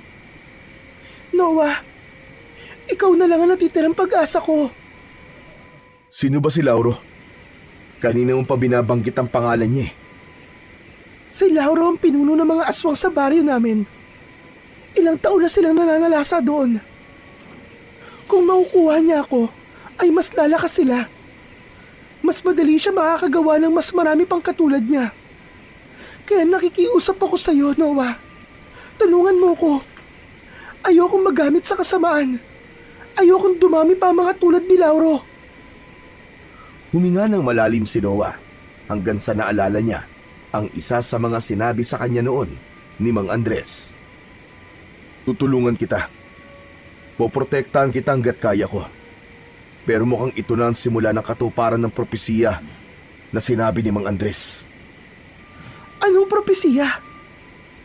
May kaibigan si Father Sebastian. Mang Andres ang pangalan niya. Ang sabi niya, darating ang panahon na lulusob ang mga aswang dito sa baryo namin. Sa tingin ko, ang pagdating mo rito ang hudyat na mangyayari na nga ang propesiyang yon. Yumuko si Clara sabay iling. Wala akong intensyong magdala ng gulo dito sa inyo. Gusto ko lang sanang matapos na ito. Ayoko lang na magtagumpay si Lauro sa plano niyang gawin akong palayaan. Naiintindihan kita, Clara. Hindi ka dapat makonsensya dahil ang lahat ng ito ay nakatakdang mangyari. Pero kailangan nating gumawa ng paraan para hindi ka nila makuha. At higit sa lahat, kailangan kong mapatay si Lauro para hindi mo na kailangan magtago sa kanya. Maraming salamat talaga, Noah. Salamat. Napakabuti mo. Sa kabila ng takot sa mga mata ni Clara, ay nagawa nitong ngumiti kay Noah. Alam ni Noah na delikadong kupkupin niya si Clara, pero hindi niya rin kayang pabayaan ito, lalo na't alam niya na kung gagawin niya yon, ay mas lalakas ang puwersa ni Lauro at ng mga alagad nitong aswang. Makalipas ang ilang sandali, ay tahimik na ang silid ni Noah. Tulog na si Clara sa kama niya habang siya ay naglatag ng banig sa sahig at doon humiga. Gusto na rin niyang matulog pero mailap ang antok sa kanya. Kahit na anong pwesto ang gawin niya ay hindi siya mapakali. Ilang beses siyang pumikit pero nanatiling gising ang diwa niya. Paulit-ulit na bumabalik sa isipan niya ang sinabi ni Clara. Hanggang sa umupo si Noah at tinitigan niya si Clara na mahimbing na natutulog. Payapa ang mukha nito pero alam niya na sa likod nun ay takot na takot ito. Kailangan ko makausap si Mang Andres. Baka alam niya kung anong tama at maganda naming gawin. Bumalik sa pagkakahiga si Noah. Mariin niyang ipinikit ang kanyang mga mata at kinumbinsi niya ang sarili na matulog na. Naniniwala siya na simula sa gabing yon ay magsisimula na ang napakalaking pagbabago sa buhay niya. Hindi lang si Clara ang kailangan niyang protektahan mula sa mga aswang, kundi maging ang kanilang buong baryo. Pagsapit ng madaling araw ay bumangon na si Noah. Tinignan niya muna ang natutulog pa rin na si Clara bago siya lumapit dito. Maraan niyang niyugyog ang balikat nito. Nang magising ang dalaga, ay may pagtataka siya nitong tinignan. Pasensya na Clara kung ginising kagad kita, pero kailangan nating umalis dahil meron tayong pupuntahan. Saan tayo pupunta? Kay Mang Andres, kailangan nating malaman kung ano ang dapat nating gawin. Sa ngayon kasi, ay wala pa akong maisip na tamang gagawin natin. Tumango si Clara at tahimik na tumayo. Itiniklop nito ang kumot at inayos ang pagkakasalansan ng mga unan. Lumabas ng kwarto niya si Noah at nagtungo siya sa kusina. Nagtimpla siya ng kape at kumuha ng tinapay. Iniligay niya yon sa tray at sa kanya binalikan si Clara. Inilapag niya ang tray sa maliit na lamesa na nasa tabi ng kama. O Clara, kumain ka muna. Maaba-aba ang lalakarin natin eh. Maraming salamat, Noah. Tahimik na kinuha ni Clara ang tasa ng kape at uminom. Si Noah naman ay umupo habang nakatanaw sa bintana. Matapos ang ilang minuto ay natapos na sa pagkain si Clara. Tumayo na ang dalaga at kinuha ang bag nito. Anito ay handa na itong umalis. Walang imikan silang lumabas ng kumbento. Sinalubong sila ng malamig na simoy ng hangin sa labas. Umasa si Noah na may magandang ideya na maiisip si Mang Andres sa sitwasyon nila ng sandaling yon. Makalipas ang ilang minutong paglalakad, ay nakarating na sina Noah at Clara sa kagubatan. Tahimik pa rin silang naglalakad. Bahagya ng sumisikat ang araw ng oras na yon, kaya kahit papano ay maliwanag na ang kanilang dinadaanan. Bahagyang nauuna sa paglalakad si Noah habang nakasunod naman sa kanya si Clara. Maya-maya pa ay nagsalita si Clara dahil tila nainip na ito. Ang tahimik ng baryo niyo, Noah. Napakalayo sa baryo kung saan ako nanggaling. Tama ka, Clara. Pero sigurado ko na mawawala rin ang katahimikang ito dahil nandito na mga aswang. Pasensya na. Alam ko nga kung dahilan kung bakit nandito sa baryo niyo mga aswang. Ano ka ba, Clara? Napag-usapan na natin yan, di ba? Saka alam ko na kung buhay pa si Father Sebastian, ay tutulungan ka rin niya. Malaki kasi ang utang na loob ko sa kanya. Kaya kahit wala na siya, ginagawa ko pa rin ang mga nais niyang gawin ko. Pero ngayon ko lang napagtanto. Parehas pala tayong nawalan. Hindi ba nabanggit mong pinatay ng mga aswang ang lolo mo? Tama ka, Noah. Siya lang ang meron ako. Simulat sa pool, siya nagpalaki sa akin. Kaya't napakasakit para sa akin ang kamatayan niya. Ikaw, bakit mo nasabing malaki ang utang na loob mo kay Father Sebastian? Noon kasi, walang direksyon ang buhay ko. Nang makita ko ni Father Sebastian, tinulungan niya ako magbago. Inilayo niya ako sa bisyo ko at sa mga taong walang naibibigay na magandang impluensya sa akin. Kung hindi dahil kay Father Sebastian, malamang nasa sementeryo o kaya nasa kulungan na ako ngayon. Mahal na mahal ni Father itong baryo namin. Kaya kahit hindi ako taga rito, mahal ko na rin ito at lahat ng taong nandito. Kaya pala ang tapang mo kagabi. May pinaglalaban at pinoprotektahan ka. Pasensya ka na ha, kung nadamay ka at ang baryo nyo sa gulong dala ko. Yang ka na naman Hindi mo kasalanan ng gulong nangyayaring to. Kung meron mang dapat sisihin, ay walang iba kundi si Lauro at ang mga alagad niya. Huminto sila sandali sa ilalim ng malaking puno ng balete. Huminga ng malalim si Noah at tumingin sa malayo. Konti na lang at makakarating na tayo sa bahay ni Mang Andres. Sana Noah, matulungan niya tayo. Huwag ka mag-alala, Clara.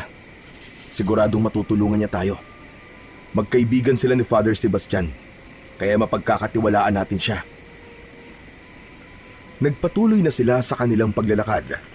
Hindi na sila nag-usap pa hanggang sa makalipas pa ang halos 1 oras ay natanaw na nila ang kubo ni Mang Andres. Nang nasa harap na sila ng kubo ni Mang Andres ay napakunot ang noo ni Noah nang makita na naroon ang kaibigan niyang si Gregorio. Nakaupo ito sa mahabang upuan sa labas ng kubo habang kausap si Mang Andres. May kinakain na pandesal ang kaibigan niya at may hawak pa itong isang tasa ng umuusok na kape. Pagkakita sa kanya ni Gregorio ay ngumiti ito ng malaki sabay tango. Oh, ano na namang ginagawa mo rito, Gregorio? Ano pa nga ba? Di nakikialmusal. Masarap kasi itong latik na palaman sa tinapay na ginawa ni Mang Andres Ikaw talaga, pambihira ka. Ginawa mo pang karinderya tong bahay ni Mang Andres Baka naman nakakaabala ka na sa kanya. Hindi, Noah. Wala problema sa akin kung puntahan ako rito ni Gregorio. Maganda nga yun at may nakakausap ako rito paminsan-minsan. Nakakatulong sa akin para hindi ako maburyong. Aba, sandali lang. Sino yung magandang dalagang kasama mo, Noah, ha? Bakit hindi mo sinabi sa akin na may girlfriend ka na pala? Kailan ang kasal nyo? Huy, tumahimik ka nga dyan, Gregorio. Hindi ko nobya si Clara, kaya tumigil ka, ha? Oh, hindi mo siya nobya? Aba, kung ganon, baka pwede ko siyang ligawan. Wala naman ako sabit Tumigil ka na nga sa mga kalokohan mo. Kailangan namin makausap si Mang Andres. May importante kaming pag-uusapan. Ano ba pag-uusapan natin, Noah? Mang Andres, kagabi po, nagsimula na pong umatake ang mga aswang sa baryo. 2 ang hinarap ko at napatay ko naman po sila pareho. Si Clara, siya po ang hinahanap ng pinuno ng grupo ng mga aswang na yon. Ang pangalan po ng pinuno nila ay Lauro. At ayon po kay Clara, gusto siyang gawing palayan ni Lauro para dumami ang lahi nito. Bago mamatay ang lolo ni Clara, inutusan siya nitong humingi ng tulong kay Father Sebastian. Pero dahil wala na po si Father Sebastian, ay ako na po magpoprotekta kay Clara. Hindi kagad sumagot si Mang Andres. Tinignan nito si Clara na para bang nag-iisip ito ng malalim. Makalipas ang ilang sandali, ay huminga ng malalim ang matanda. Kung ganun pala, ay nagsisimula na nga ang katuparan ng propesiya. Yun nga din po naiisip ko. Kaya po ako naparito para itanong po kung anong pinakamainam nating gawin para maprotektahan po si Clara at ang buong baryo. Matagal bago sumagot si Mang Andres. Tila sinusukat nito ang kabuuan ng sitwasyon at ang bigat ng panganib na darating. Mabuti at nagsimula ka na magsanay sa paggamit ng kursipiho. Pero tandaan mo, Noah, wag na wag nating hahayaan na makuha ni Lauro si Clara. Dahil kapag nangyari yon, magiging mabilis ang pagdami ng lahi nila. Mas makabubuti kung dito muna sa kubo ko magtago si Clara. Malayo ito sa sentro ng baryo at ligtas siya mula kay Lauro at sa mga alagad nito. Ikaw naman, Noah, magbantay ka sa baryo. Kailangan maging handa tayo sakaling sumalakay ulit ang mga aswang. Biglang lumapit si Gregorio kay Clara at hinawakan ng kamay ng dalaga. Nagulat naman si Clara sa ginawang yon ng kaibigan ni Noah. Huwag ka mag-alala, Clara. Sasamahan ko si Mang Andres sa pagprotekta sa'yo dito. Hindi kita pababayaan. Parang aswang ka rin yata, Gregorio eh. Natatakot ako sa'yo. Agad na lumapit si Noah at marahas na inalis ang kamay ni Gregorio mula sa pagkakahawak kay Clara. Hoy Gregorio, hindi mo dapat hinahawakan ng kahit na sino, lalo na mga babae na walang permiso sa kanila. Napakamot sa batok si Gregorio at tila napahiya. Ang mabuti pa, ikaw na lang ang sumama sa akin sa pagbabantay sa baryo, Gregorio. Mas mapapakinabangan ka ron. Clara, payag ka ba sa suwestyon ni Mang Andres? Oo, kung makakatulong yan para hindi ako makuha ni Lauro at para makaligtas din ng baryo, ay papayag ako. Tumango si Noah at humarap kay Mang Andres. Kami na pong bahala sa pagbabantay. Ingatan niyo po si Clara, Mang Andres. Tumango si Mang Andres.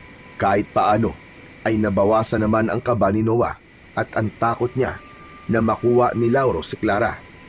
Hindi niya alam, pero simula nang malaman niya ang sitwasyon ni Clara ay nagkaroon na siya ng kagustuhan na protektahan ito. Simula noon ay gabi-gabi nang nagbabantay si Noah sa baryo nila kasama ang kaibigang si Gregorio. Naghahati sila sa paglibot sa mga kalye at sa paligid ng mga bahay. Palaging dala ni Noah ang krusipiho para handa siya kung sakaling magkaroon ng biglaang labanan. Habang ang mga tao ay mahimbing na natutulog, sila ni Gregorio ay sinisiguro na ligtas ang lugar. Paminsan-minsan ay dinadalaw ni Noah si Clara sa kubo ni Mang Andres upang masiguro na ayos lang ito. Sa bawat gabing lumilipas, dama ni Noah ang bigat ng responsibilidad sa kanyang balikat, hindi lamang para kay Clara, kundi para sa buong baryo. Isang gabi, tahimik na nagroronda sina Noah at Gregorio sa kanilang baryo. Nakasabit sa likod ni Noah ang krusipiho, habang si Gregorio naman ay may dalang itak. Hindi alam ni Noah, pero maalinsangan ang hangin ng gabing yon na para bang may panganib na paparating. Hanggang sa may narinig silang mga sigawan ng mga tao. Mabilis na nagkatinginan ang dalawa, sa kasabay na tumakbo patungo sa pinagmumulan ng kaguluhan. Sa pagdating nila sa gitna ng baryo, ay bumungad sa kanila ang nakakatakot na tanawin. May mga taong nagtatakbuhan habang nagtutulakan. Nakita ni Noah kung bakit tumatakbo ang mga tao, at yun ay dahil sa isang kumpul ng mga aswang. Sa unahan ng mga yon ay isang may kalakihang aswang ang naroroon. Agad na namdaman ni Noah ang kakaibang lakas ng aswang na nasa unahan. Huminto ang malaking aswang at tinignan ang mga taong naroon. Ako si Lauro, ang pinuno ng mga aswang na nasa inyong harapan. May hinahanap akong dalaga na nagngangalang Clara. Ilabas niyo siya at ibigay sa akin. Kung ibibigay niyo siya sa akin, ay walang kailangang masaktan sa inyo. Sisiguraduhin kong hindi dadalak ang dugo sa baryong ito. Humakbang si Noah paunahan at walang takot niyang tinignan si Lauro ng diretso sa mga mata nito. Sa wakas ay nakaharap na niya ang pinuno ng mga aswang na tinutukoy ni Clara.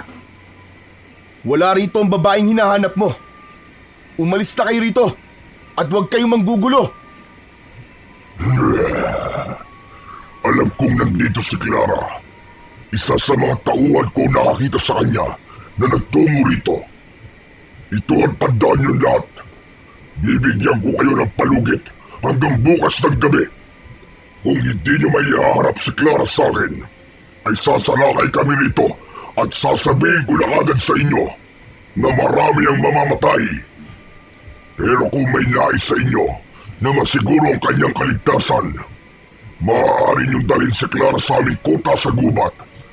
Matatagpuan niyo yon malapit sa may ilog.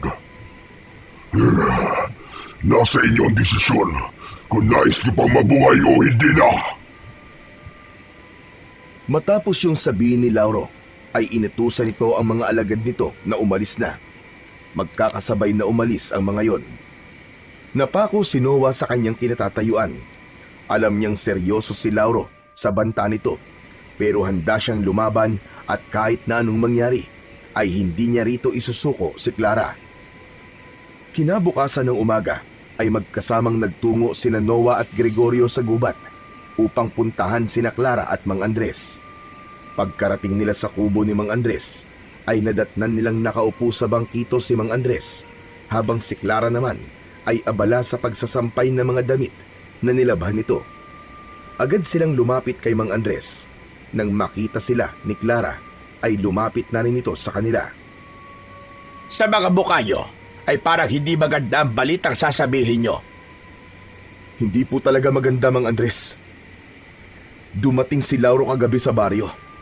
Nagpakita siya sa harap ng mga tao kasama ang iba pa niyang mga kasamahan. Hinahanap po niya si Clara. Binigyan niya kami ng palugit hanggang bukas ng gabi. At kapag hindi namin isinuko si Clara, ay tuluyan na po niyang sasalakayin ng buong baryo. Nangyari na nga ang kinatatakutan dating lahat. Sabi niya rin, kung sino raw ang makapagdadala kay Clara sa kuta nila na nandito raw sa loob ng gubat, ay hindi nila papatayin. Diyos ko, nandito lang pala sila sa malapit. Kung ganun, ano gagawin natin? Huwag ka mag-alala, Clara. Poprotektahan kita at hindi kita pababayaan. Hanggang nabubuhay ako, wala kang dapat na ikatakot. Akong bahala sa'yo. Tignan mo to. Sinolo mo na naman ang pagprotekta kay Clara. Ako, ikaw at si Mang Andres. Tayong tatlo ang poprotekta sa kanya. Nagpapabibo ka na naman eh. Nagtaka sila nang biglang naluwa si Clara. Maya-maya ay tuluyan na itong napaiyak at humikbi. Lumapit agad si Noah sa dalaga. Bakit ka umiiyak? Natatakot ka ba? Pasensya na talaga sa inyong lahat. Nagpapasalamat ako sa pagprotekta niyo sa akin. Kahit hindi niyo ako lubusang kilala. Pero hindi maalis sa isip ko na ako ang dahilan kung bakit kayo nasa ganitong sitwasyon. Ako ang hinahabol ng mga aswang. Ako ang gusto nila. Dahil sa akin, ay nanganganib kayo pati na ang buong baryo nyo. Hindi mo ito kasalanan, Clara. Matagal nang nakatakda ang pangyayaring ito. Kahit hindi ka dumating sa baryo, ay mangyayari at mangyayari ito sa ibang paraan. Ang pagdating mo ay hindi ang sanhi, kundi ang tanda ng pagsalakay ng mga aswang. Hindi ko alam. Pero hindi ko maalis sa akin ang makonsensya. Mas mabuti pa yata isuko ko na lang ang sarili ko kay Lauro. Kung inong ikaliligtas ng baryo nyo, ay handa na akong isakripisyo ang sarili ko. Alam mo mangyayari kapag isinuko mo sarili mo sa kanya, Clara. Isa pa, hindi tayo sigurado kung tutupad nga si Lauro sa sinabi niya na hindi siya sasalakay sa baryo kapag nakuha ka niya. Tandaan mo, marami sa mga aswang ang tuso. Sa kabila ng mataas na emosyon ni Clara, ay nanatiling tahimik si Noah. Kanina pa siya nag-iisip ng dapat nilang gawin upang matalo si Lauro at ang mga alagad nito. Hanggang sa isang ideya ang biglang pumasok sa utak niya dahil sa sinabi ni Clara na isusuko na lang nito ang sarili niya kay Lauro. Tama si Clara. Ano? Anong ibig mo sabihin na tama siya? Mas mabuti nga siguro na isuko na lang natin siya.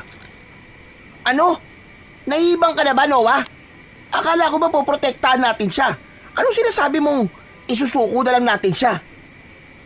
Hindi yun ang ibig kong sabihin. May naisip akong paraan, Gregorio. Kung gusto ni Lauro si Clara, ay ibibigay natin siya. Marahang gumuhit sa labi ni Noah ang isang ngiti. Matapos yun, ay ipinaliwanag na niya ang gagawin nila. At kahit ang mga kasama niya ay pumayag sa planong naisip niya. Alam nilang magiging mapanganib ang susunod nilang hakbang. Ngunit para kay Clara at sa baryo, handa silang gawin ang lahat. Pagkatapos na makipag-usap kina Clara at Mang Andres, ay agad na bumalik sina Noah at Gregorio sa baryo. Tinipon nila ang lahat ng mga kalalakihan at kinausap nila mga ito ukol sa panganib na maaaring mangyari sa baryo nila mamayang gabi. Ipinahayag ni Noah ang plano nilang salakayin ng kuta ng mga aswang bago pa man maisakatuparan ni Lauro ang balak nitong salakayin ang kanilang lugar. Aniya, wala silang ibang mapagpipilian kundi ang lumaban kaysa ang mga aswang ang unang umatake sa kanila. Iba-iba ang naging tugon ng mga kalalakihan. May ilan na agad na tumanggi dahil hindi kayang ipagsapalaran ang sariling buhay sa laban na wala silang katiyakan kung mananalo sila. Ngunit may ilan ring hindi nagdalawang isip at nagsabi na handa ang mga ito na lumaban. Hindi man ganun karami ang nagkaroon ng lakas ng loob na lumaban.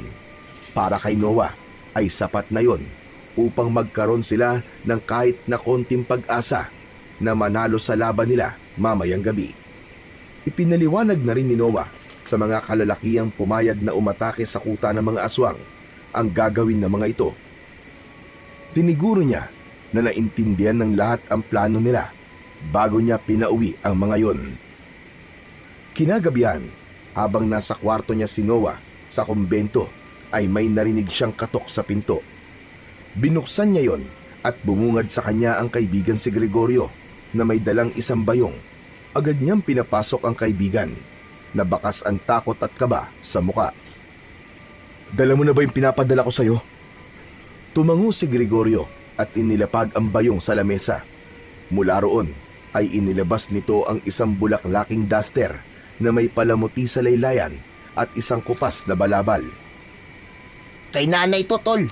Paborito niyang duster to, kaya sigurado ako magagalit siya kapag nalaman niyang kinuha natin to. Huwag mo nang isipin ang galit ng nanay mo. Isipin mo na lang ang mga taong maliligtas mo dahil sa duster na yan. Sige na, magpalit ka na ng damit.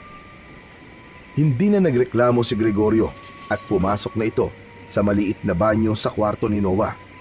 Makalipas ang ilang minuto ay lumabas ito na suot ang duster. Nakasuot din sa ulo nito ang balabal na parang belo. Halata sa mukha nito ang kaba at pagkailang, habang si Noah naman ay hindi mapigilang mapahagalpak ng tawa dahil sa itsura ni Gregorio. "Hanep ah! Nanay na nanay ang datingan mo dyan, Gregorio ah! Kamukha ka pala ni Aling Panyang na tindera ng kulo sa palengke." Sige, tumawa ka lang ng tumawa. Kapag ikaw hindi tumigil sa pagtawa sa akin, aayaw ako dito. Ikaw na lang ang pagsusutin ko nito. Ito naman di na mabiro. Masyadong matampuin. Alam mo, ikaw lang ang pwedeng magpanggap na si Clara kasi maliit ka eh. Baka kapag ako nagsuot niyan, makahalata ka agad si Lauro. Napailing na lang si Gregorio habang si Noah naman ay pinipigilan ang tumawa upang hindi na mapikon ang kanyang kaibigan. Bago umalis ng kumbento at magtungo sa kuta ng mga aswang, ay pumunta muna si Noah sa dating silid ni Father Sebastian. Nakasabit na sa likod niya ang krusipiho. Pagpasok niya sa silid ng pari, ay tumayo siya sa malaking larawan nito na nakasabit sa dingding. Saglit niya yung tinignan bago siya nagsalita na para bang nasa harapan lamang niya ang namayapang si Father Sebastian. "Father Sebastian, kung nasan ka man po ngayon, sana po'y gabayan niyo po kami. Hindi ko po alam kung tama po ang ginagawa ko. Pero ayoko masayang ang buhay ng mga tao rito. Gusto kong lumaban dahil naniniwala ko na ito rin ang gusto niyong mangyari. At ito ang tama." Ilang saglit pa siyang nanatili roon at pagkatapos ay nagdesisyon na siyang lumabas ng simbahan. Sa labas ng simbahan ay naroon na si Gregorio at ang mga kalalakihan na sasama sa laban nila. Lahat ay may kanya-kanyang dalang sandata, gaya ng itak, sibat at matitigas na kahoy. Matapang na humarap si Noah sa lahat ng naroon. "Alam niyo na ang gagawin niyo mga kasama. Walang puwang para magkamali ang kahit na isa sa atin. Dahil hindi lang buhay natin ang nakasalalay dito, kundi buhay ng lahat ng tao sa baryo natin." Matapos yun, ay nagsimula na silang maglakad patungo sa kuta ni na Lauro na nasa gubat. Kinakabahan at natatakot si Noah, pero ayaw niya yung ipakita sa mga kasama niya dahil alam niya na lahat ng naroon ay sa kanya humuhugot ng lakas ng loob. Bawat takbang niya ay sinasamahan niya ng pagdadasal na sana ay magtagumpay sila sa gabing iyon. Mabigat ang bawat takbang ni Noah habang binabagtas nila ni Gregorio at ng mga kalalakihan ang masukal na daan patungo sa kuta ng mga aswang. Sa kabila ng katahimikan ng gabing yon, alam niya na sa kanilang destinasyon ay naroon ang mangyayaring malaking kaguluhan. Noah, pakiramdam ko, pinagtatawanan ako ng mga kasama natin. Bakit ba kasi kailangan ko pa magpanggap na si Clara eh? Pwede namang sugurin na lang natin kagad yung mga aswang sa kuta nila. Doon din naman ang punta ng plano natin ito, hindi ba? Hindi maganda na umatake tayo kagad. Mas mabuti kung iisipin nilang wala tayo o ako ron para makipaglaban. Kapag bababa ang depensa nila, mas malaki ang tsansa nating manalo. Tumango si Gregorio, bagamat halatang hindi pa rin ito gusto ang kasalukuyang papel na ginagampanan sa planong yun ni Noah. Nang malapit na sila sa ilog, ay nagbigay na ng hudyat si Noah. Isa-isa nang naghiwa-hiwalay ang mga kalalakihan at nagsimulang magtago sa likod ng mga puno at makakapal na halaman. Hanggang sa si Gregorio na lamang ang naiwan sa tabi ni Noah. Wala silang kibuan hanggang sa maging si Gregorio ay nagtago na rin sa likod ng isang puno nang matanaw na nila ang ilog kung saan nagkukuta ang mga aswang. Mas lalo pang nilakasan ni Noah ang loob nang mag-isa na lang siyang naglalakad. Natanaw na niya ang mga aswang na naroroon na nagtitipon pa na tila naghahanda na sa pagsalakay sa kanilang baryo. Nagpatuloy siya sa paglalakad hanggang sa naramdaman ng mga aswang ang kanyang presensya. Parang mga gutom na hayop na mabilis na sumugod ang mga yon kay Noah. Huminto siya dahil kagad siyang napalibutan ng mga aswang. Agad naman niyang itinaas ang dalawang kamay bilang senyales na wala siya roon para makipaglaban. Mula sa kung saan ay narinig ni Noah ang malalim at nakakakilabot na boses ni Lauro. Tumabi kayo! Huwag niyo muna siyang gagalawin! Mabilis na tumabi ang mga aswang na nasa harapan ni Noah upang bigyan ng daan ang pinuno ng mga ito. Naglakad si Lauro papalapit kay Noah at huminto ito na halos isang dipa na lamang ang layo mula sa kanya. Matangkad si Lauro, malaki ang katawan nito at kulay itim ang balat. Palaging nanlilisik ang mga mapupulang mga mata nito. Meron din itong matutulis na mga ngipin at ang mga kuko nito ay parang mga maliliit na patalim na kumikislap sa sinag ng bilog na buwan. Anong pangalan mo? At bakit nandito ka sa aming kuta? Ako si Noah. Dala ko ang babaeng hinahanap mo, si Clara. Nasaan siya? Iharap mo siya sa akin. Teka muna. Nais ko lang makasiguro, Lauro, na kapag binigay ko na siya sa'yo, nangangako ka bang hindi mo nasasaktan ng mga tao sa baryo namin? Yan ang kasunduan. Kapag nakuha ko na siya, ay walang masamang mangyayari sa baryo niyo. Huwag kang mag-alala.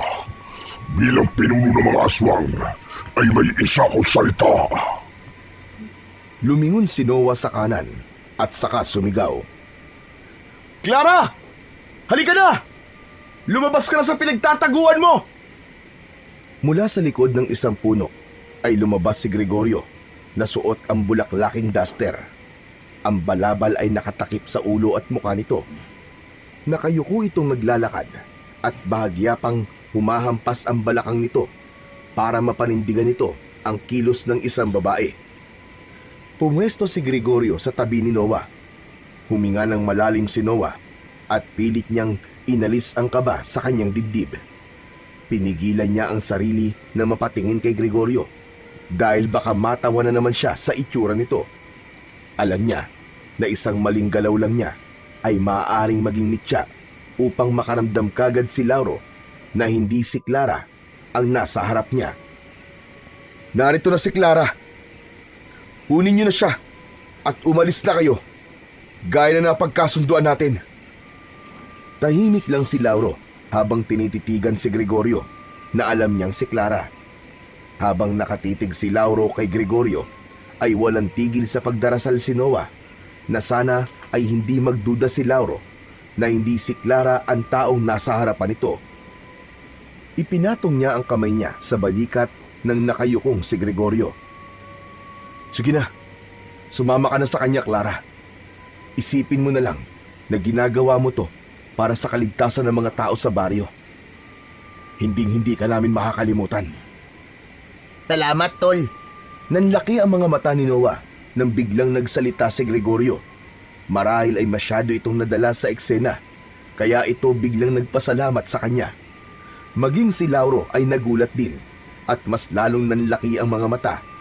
Hinablot at hinila ni Lauro ang balabal na nakatakip sa muka ni Gregorio. Hindi ikaw si Clara! Niloloko niyo ako! Hindi! Ako talaga si Clara! Maniwala ka! Naging ganito lang ang itsura ko kasi nakatapak ako ng duwende. Pinarusahan niya ako pero babalik din ang mukha ko sa dati pagkalipas ng ilang araw. Niloko niyo ko. Pagbabayaran niyo ang ginawa niyo ito at sisiguraduhin kong hindi na kayo makakalabas pa ng buhay sa gubat na ito. Alam ni Noah na hindi yun ang orihinal nilang plano, pero wala na siyang magagawa dahil nangyari na ang hindi dapat mangyari. Inilagay niya ang dalawa niyang daliri sa bibig at malakas siyang pumito. Mula sa iba't ibang direksyon ay biglang nagsulputan ang mga kalalakian mula sa kanilang mga pinagtataguan habang hawak ang kani-kanilang mga sandata. Sabay-sabay na sumugod ang mga yon na ikinagulat ng mga aswang. Agad namang inilabas ni Gregorio ang itak mula sa loob ng duster nito, habang si Noah ay inabot ng dalawang kamay ang magkabila ang dulo ng krusipiho na nasa kanyang likod, at mula roon ay hinugot niya ang dalawang balaraw. Isang aswang ang agad na sumugod kina Noah, pero inunahan niya ito ng saksak ng balaraw sa dibdib. Agad itong nilamon ng apoy hanggang sa tuluyan yung naging abo. Hindi na nag-aksaya pa ng oras si Noah. Umikot siya sa paligid at lahat ng aswang na kanyang nakita ay sinasaksak niya gamit ang kanyang mga balaraw. Labis ang determinasyon niyang manalo sa laban, lalo na't nakikita niya ang mga kasamahan niya na matapang din na nakikipaglaban sa mga aswang. Sandaling huminto si Noah upang hanapin si Lauro. Luminga siya sa paligid pero hindi niya makita kung saan nagpunta ang pinuno ng mga aswang. Sa paligid niya ay patuloy ang pakikipaglaban ng mga kasama niya sa mga aswang, pero alam niya na sa sandaling yon, ang kailangan niyang makaharap ay si Lauro, ang pinuno ng mga aswang. Lauro! Magpakita ka! Harapin mo ako, duwag! Laking gulat ni Noah nang may biglang sumunggab sa likod niya at kinagat siya ng mariin sa kanyang balikat.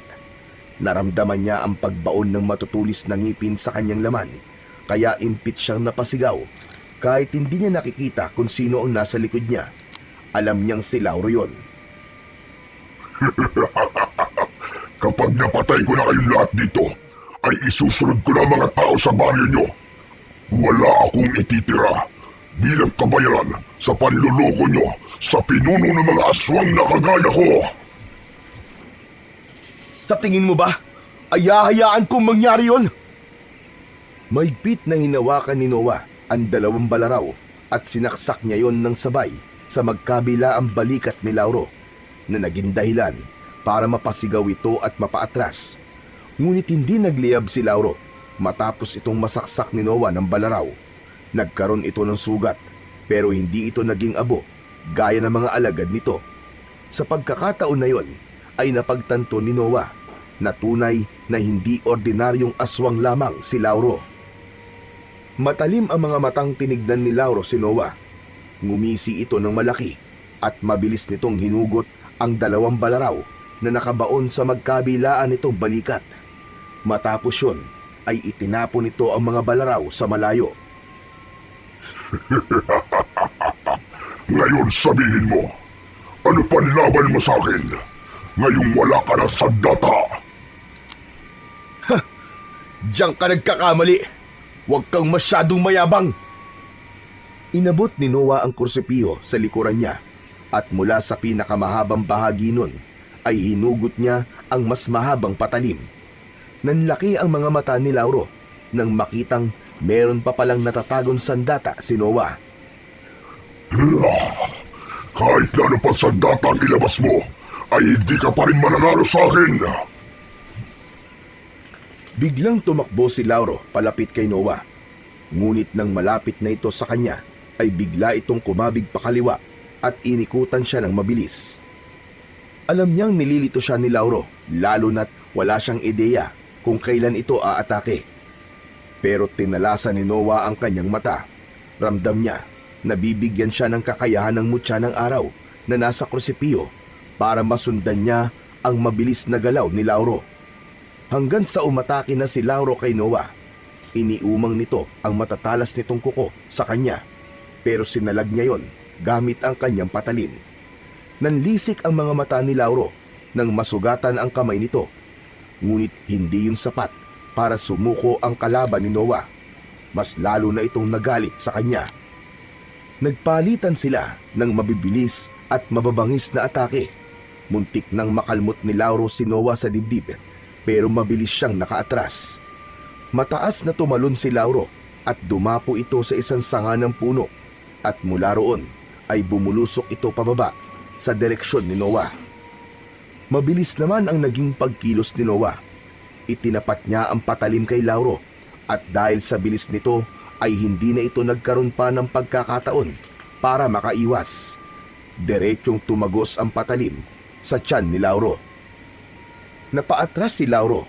Masyadong malalim ang pagkakasaksak dito ni Noah, kaya sigurado siyang labis itong naapektuhan. Hindi na nagsayang ng pagkakataon si Noah. Mabilis siyang lumapit kay Lauro at itinarak niya sa tapat ng puso nito ang patalim. Sisigaw pa sana si Lauro, pero biglang nagliyab ang buong katawan nito. Mabilis na hinugot ni Noah ang patalim sa katawan ng kalaban. At nang bumagsak na sa lupa ang nasusunog nitong katawan, ay masaya niya itong pinanood. Unti-unting kinain ng apoy si Lauro hanggang sa tuluyan na yung naging abo. Matapos mapatay ni Noah si Lauro, ay agad siyang sumugod sa mga natitirang aswang upang tulungan ang kanyang mga kasama. Isa-isa nilang pinabagsak ang mga alagad ni Lauro at dahil wala na ang pinuno ng mga yon, ay madali na lang nilang natalo ang mga yon. Hindi nagtagal ay wala ng aswang ang natira. Nasunog ng lahat. Nagsigawan si Noah dahil sa kasiyahan at tagumpay nila sa laban sa mga aswang. Nakangiting lumapit si Gregorio kay Noah at inabot nito ang 2 balaraw na itinapon kanina ni Lauro. Tahimik naman na kinuha ni Noah ang mga yon at magkasabay niya yung ibinalik sa krusipiyo. Sunod niyang ibinalik ang mahabang patalim doon. Hindi nagtagal doon si Noah at nagsimula na silang maglakad palabas ng kagubatan. Hindi na sila makapaghintay na sabihin sa mga tao sa baryo nila na ligtas na silang lahat sa banta ng mga aswang at wala na silang dapat na ikatakot. Matapos na magtungo sa baryo nila, ay sunod na nagpunta sina Noah at Gregorio sa bahay ni Mang Andres. Pagpasok nila sa kubo ng matanda, ay nakita nila na nagdadasal sina Mang Andres at Clara. Naramdaman ng mga ito ang presensya nila, kaya agad na tumayo ang dalawa sa pagkakaluhod at sinalubong sila. Wala na. Tapos na. Napatay na namin si Lauro at wala na rin natira sa mga alagad niya. Kaya malaya ka na, Clara. Malaya na rin ang baryo namin. Agad na tumingin si Clara kay Gregorio. Napansin ni Noah ang kakaibang ningning sa mga mata nito. Tila hindi nakapagpigil si Clara at mahigpit nitong niyakap si Gregorio. Akala ko hindi na ulit kita makikita, Greg. Salamat sa Diyos at buhay ka. Napatingin si Noah sa dalawa at napakunot ang noo niya. Sandali nga lang. Kayong dalawa? May hindi ba kayo sinasabi sa akin, ha? Biglang lumuwag ang pagkakayakap ni Clara kay Gregorio. Napaatras ito at napayuko. Si Gregorio naman ay napakamot sa batok at umiwas ng tingin kay Noah. Aba, Noah, hindi mo ba alam? Palaging magkausap ang dalawang yan habang naglalakad dito sa gubat. Walang Jo. Ang tinik mo rin talaga no, Gregorio? Pero di bale, saka na natin pag-usapan yan. Ang mahalaga ay buhay tayong lahat at ligtas na ang baryo natin at si Clara mula kay Lauro at sa mga alagad niya. Maraming salamat, Noah. Huwag ka lang sa akin magpasalamat, Clara. Hindi ko yun magagawa kung wala si Gregorio, ang mga kalalakihan sa baryo, at ang krusipiyo ni Father Sebastian. At syempre, ang mutya ng araw ni Mang Andres at sa pagtuturo niya sa akin. Pero hindi natin maitatanggi na napakalaki ng ambag mo sa pagkapanalo natin laban sa mga aswang, Noah. Sigurado ko na kung nasaan man si Sebastian ngayon, ay masayang-masaya siyang nakatingin sa iyo at labis kanyang ipinagmamalaki. Hindi napigilan ni Noah ang mapaluha nang mabanggit ni Mang Andres si Father Sebastian. Naniniwala si Noah na kahit wala na si Father Sebastian, ay patuloy pa rin siya nitong ginagabayan sa lahat ng bagay, lalo na habang